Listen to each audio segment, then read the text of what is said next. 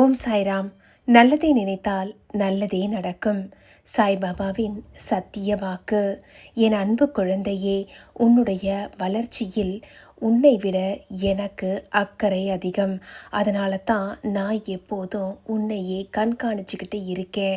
உனக்கே தெரியாமல் நான் உன் கூட தான் பயணப்பட்டுக்கிட்டு இருக்கேன்.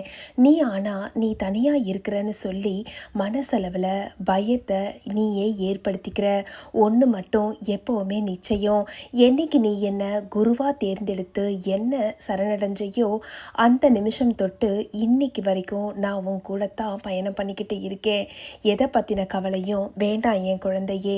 உன்னுடைய நல்ல மனசுக்கு நீ எப்பவும் நல்லா இருப்ப.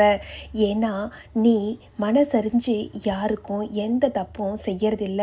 மனதளவில் எப்பவும் சந்தோஷமாக குழந்தைய போல துள்ளி குதிச்சு வந்து உனக்கு நல்லது நடந்தா என்கிட்ட வந்து நன்றி சொல்கிற.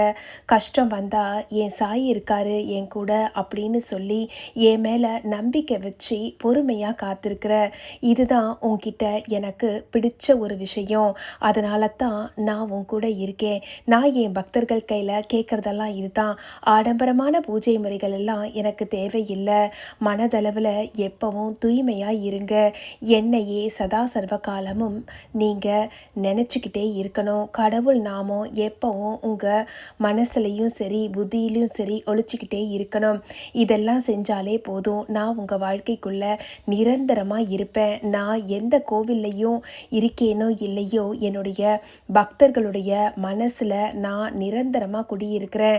என்னுடைய ஆலயத்தில் தான் நான் இருக்கேன் அப்படின்னு நீங்கள் நினச்சிங்கன்னா அது அஞ்ஞானம். நான் ஆலயத்தில் எப்படி வீட்டிலிருந்து வரக்கூடிய உங்களை மாதிரியான பக்தர்களுக்கு அருள் செய்கிறேனோ அது போலத்தான் என்னுடைய பக்தர்கள் ஒவ்வொருவருடைய இதயத்துக்குள்ளேயும் நான் வசிச்சுக்கிட்டு இருக்கிறேன். அதனால தான் என் பக்தர்கள் கீழே நான் கேட்குறது, உன்னுடைய இதயத்தை எப்பவும் தூய்மையாக வச்சிரு. எப்படி நான் வசிக்கக்கூடிய ஆலயத்தை தூய்மையாக வச்சுருக்கிறாங்களோ அதுபோல் உன்னுடைய மனசை நீ தூய்மையாக வச்சுருந்தா போதும். உன்னுடைய மனசையே நான் என்னுடைய நிரந்தர வாசஸ்தலமாக ஆக்கிக்குவேன். நீ உன் கூட நான் இருக்கிறேங்கிற நம்பிக்கையை மட்டும் வச்சுட்டு உன்னுடைய கடமையை தைரியமாக தொடங்கு. உன்னுடைய திறமையை நீ நம்பு. நான் உன் கூட இருக்கேங்கிறதையும் நம்பு.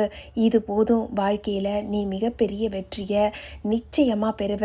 என்னுடைய அருள் உன் கூட இருக்கும்போது நீ எதை நினச்சும் கவலைப்படக்கூடாது. ஏன்னா உன்னுடைய பயம்தான் உன்னை எந்த ஒரு செயலையும் செய்ய விடாமல் தடுக்குது. எந்த ஒரு செயலையும் தொடங்கிறதுக்கு முன்னால் யோசிக்கலாம், ஆனால் தொடங்கினதுக்கு அப்புறமா யோசிச்சுக்கிட்டு இருந்தால் கால விரயம் ஏற்படும். எதை வேணாலும் நம்மளால் திருப்பி எடுத்துட முடியும், ஆனால் நாம் இழந்த காலத்தை திரும்பவும் நிச்சயமாக பெற முடியாது.